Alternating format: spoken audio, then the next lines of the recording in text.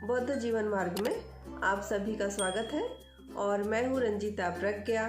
नमो बुद्धाय, सप्रेम जय भीम। दोस्तों आज हम डार्विन ने बुद्ध के विचारों को विस्तार दिया है विषय पर बात करेंगे।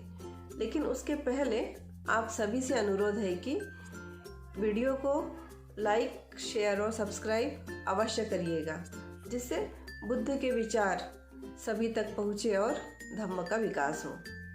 साथियों, बुद्ध के उपदेशों को समझने के लिए बुद्ध के अनित्य, अनात्म, अनिश्वरवाद एवं कार्य कारण भाव को समझना अत्यंत जरूरी है। ये 4 वैज्ञानिक सिद्धांत बुद्ध दर्शन को समझने, समझाने में बहुत सहायक है। इनमें से किसी एक सिद्धांत का महत्व न कम है न ज़्यादा। जिसमें बुद्ध के अनित्य का सिद्धांत कहता है कि इस जगत में सब कुछ अनित्य है, अर्थात चाहे कोई वस्तु हो या प्राणी, प्रकृति में सब में सतत परिवर्तन होते रहता है। सब कुछ सदैव गतिमान रहता है, स्थिर कुछ भी नहीं, नित्य कुछ भी नहीं, सब कुछ अनित्य है, अनित्य ही नित्य है। फिर चाहे वह हमारी शारीरिक अवस्था हो या फिर मानसिक अवस्था, हर चीज अनित्य है। अभी हम बुद्ध के अनात्मवाद के सिद्धांत को समझते हैं। बुद्ध के अनात्मवाद का सिद्धांत आत्मा के अस्तित्व को नकारता है। आत्मा के अस्तित्व को बुद्ध ने इनकार किया है। हम बुद्ध के अनिश्वरवाद के सिद्धांत को समझ लेते हैं। बुद्ध ने ईश्वर के अस्तित्व को नकारा है। किसी ईश्वर ने आदमी का, सृष्टि का निर्माण किया है अथवा आदमी किसी ब्रह्मा के शरीर का अंश है, इसका बुद्ध ने खंडन किया है। और विडंबना देखिए साथियों, मूर्खों ने, अंधविश्वासी पाखंडी लोगों ने बुद्ध को ईश्वर का 9वां अवतार विष्णु बतला दिया। जब स्वयं बुद्ध स्वयं को अन्य लोगों की भांति प्रकृति पुत्र मानते थे, तो ये मूर्ख, पाखंडी, अंधविश्वासी लोग कौन होते हैं जो बुद्ध को बलपूर्वक विष्णु का अवतार कहने लगे। हम बुद्ध का अगला सिद्धांत कार्य कारण भाव, जिसे हम प्रतीत्य समुत्पाद भी कहते हैं, को जान लेते हैं।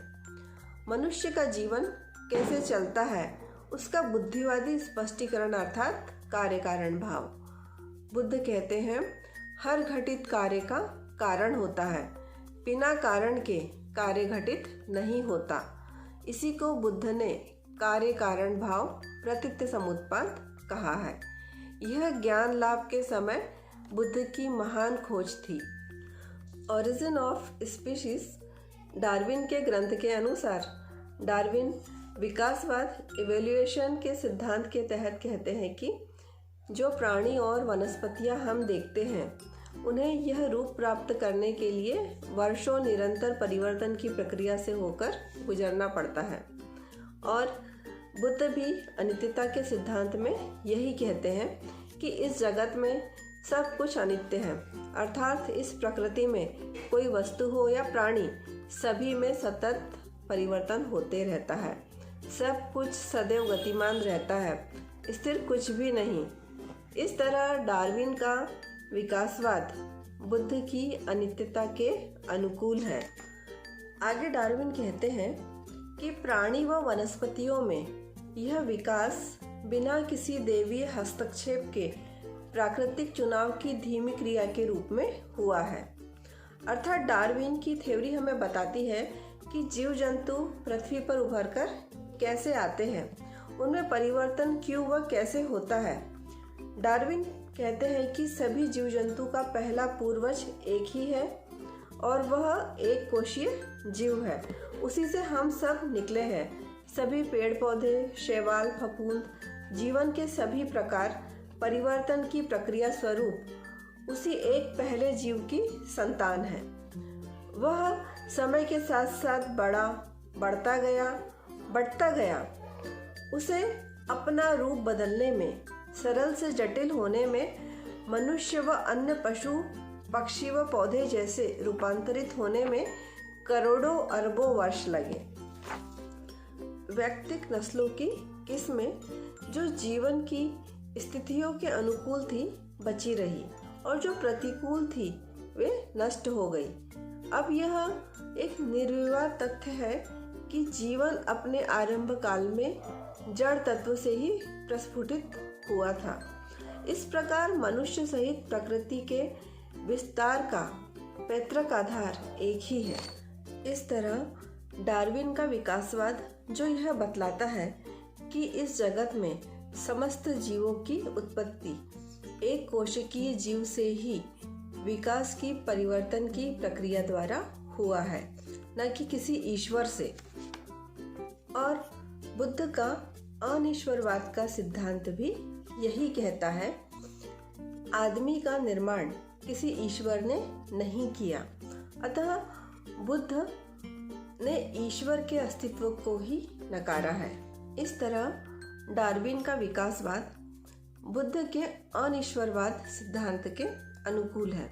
और जहाँ तक आत्मा के अस्तित्व की बात है, आत्मा को बुद्ध के धम्म को छोड़कर अन्य सभी धर्मों में, विशेष रूप से हिंदू धर्म में मान्यता प्राप्त है कि व्यक्ति के मरणोपरांत उसकी आत्मा नए शरीर में प्रवेश करती है, जिससे नया शरीर अस्तित्व में आता है।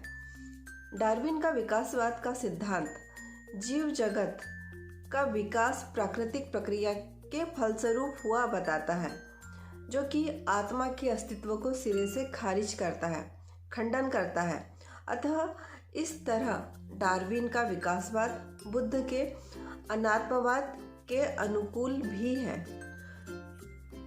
डार्विन का विकासवाद यह बताता है कि आज हम समस्त मनुष्यों सहित संपूर्ण जीव जगत जिस रूप में, जिस स्थिति में है, उसका आरंभ एक कोशिकीय जीव है, जो समय के साथ साथ धीरे धीरे प्राकृतिक परिवर्तन के कारण हुआ है। यह परिवर्तन प्रकृति की एक प्रोसेस है। अतः आज हम समस्त जीव जगत जो कुछ भी है, जिस रूप में है, उसके पीछे का कारण समय के साथ साथ हुआ प्राकृतिक परिवर्तन है। अतः यहाँ डार्विन का विकासवाद बुद्ध के कार्य कारण भाव के सिद्धांत से जुड़ता है, जिसमें बुद्ध कहते हैं हर कार्य के पीछे कोई न कोई कारण होता है। अतः दोस्तों, डार्विन का विकासवाद बुद्ध के कार्य कारण भाव के अनुकूल भी है।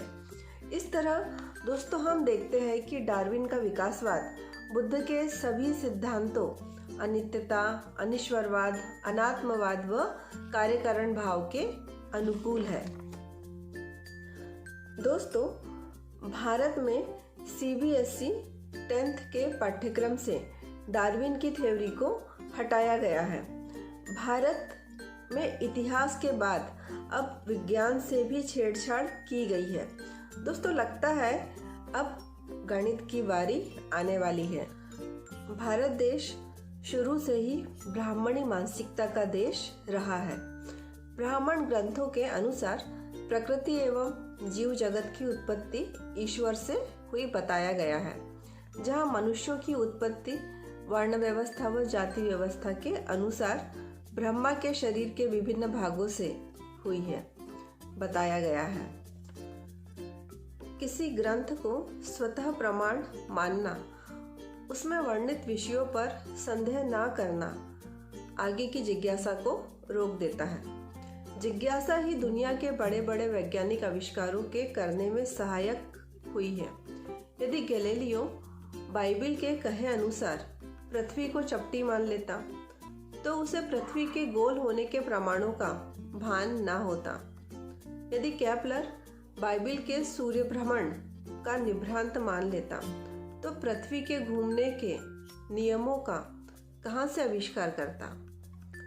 दोस्तों, ग्रंथ को स्वतः प्रमाण मानने पर न्यूटन गुरुत्वाकर्षण का पता न लगा सकता और न आइंस्टीन उसके संशोधक सापेक्षता के महान सिद्धांत का आविष्कार नहीं कर पाते।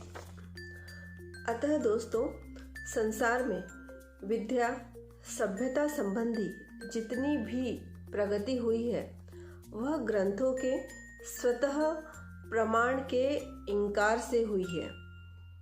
आधुनिक विज्ञान के जन्मदाता महान दार्शनिक रेने देकार्त के शब्दों में ज्ञान की यह विशेषता भी होनी चाहिए कि वह ज्ञान परिशुद्ध होने के साथ साथ स्पष्ट एवं सुस्पष्ट भी हो। यदि लोग डार्विन के विकासवाद को समझेंगे तो ईश्वर भगवान के अस्तित्व पर खतरा उत्पन्न होगा, जिससे ईश्वर के नाम पर चलने वाली दुकान के अस्तित्व पर सवाल खड़े होंगे करके हिंदू मानसिकता युक्त सरकार शिक्षा का भगवाकरण, सांप्रदायिकरण कर रहा है। डार्विन के विकासवाद को सिलेबस से हटाने का कारण विद्यार्थियों पर पाठ्यक्रम के बोझ को कम करना बताया जा रहा है। बड़ी दुख की बात है कि इतने प्रासंगिक थ्योरी को पाठ्यक्रम का बोझ कहा जा रहा है, जो कि प्रत्येक विद्यार्थी के लिए जीवन विकास क्रम को समझने के लिए एक वैज्ञानिक दृष्टिकोण देता है। इस थ्योरी को हटाने से दोस्तों आने वाले समय में बच्चों का, देश का बहुत नुकसान होगा। साइंस के साथ पॉलिटिक्स नहीं करना चाहिए दोस्तों। साइंस के साथ खिलवाड़ कहीं से भी उचित नहीं है दोस्तों।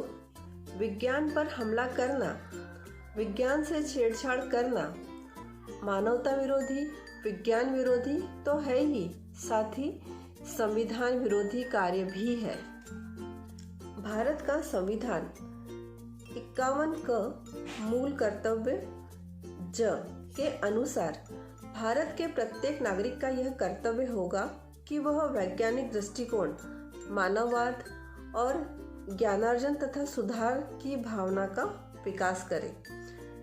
लेकिन प्रस्तावित सरकार संविधान के अनुसार वैज्ञानिक सोच को आगे लेकर जाने की बजाय वैज्ञानिकों के सिद्धांत, उनकी थ्योरी को ही पाठ्यक्रम से हटा रहा है, जबकि डार्विन का सिद्धांत केवल जीव विज्ञान का सिद्धांत नहीं है। यह इस जीव जगत को देखने का नजरिया बदलता है, जिसे सभी को पढ़ना चाहिए और समझना चाहिए। साथ ही दोस्तों, भारत के स्कूलों में बुद्ध के सिद्धांतों को भी पाठ्यक्रम में शामिल अवश्य करना चाहिए, जिससे ऐसी स्थिति उत्पन्न ही ना हो, क्योंकि बुद्ध के सिद्धांत हर समय हर व्यक्ति के लिए प्रासंगिक है। इस तरह ध्यान से देखें तो दोस्तों, डार्विन ने बुद्ध के सिद्धांतों को ही अनित्य, अनात्म, अनिश्वरवाद एवं कार्य कारण भाव को ही विस्तार दिया है। दोस्तों, आप इस बारे में क्या सोचते हैं? कमेंट कर जरूर बताइए। और अंत में मैं यही कहूँगी, अंजामे गुलिस्ता क्या होगा जब हर शाख पे उल्लू बैठा हो। विचार जरूर करिए दोस्तों। नमो बुद्धाय, सप्रेम, जय भीम, धन्यवाद।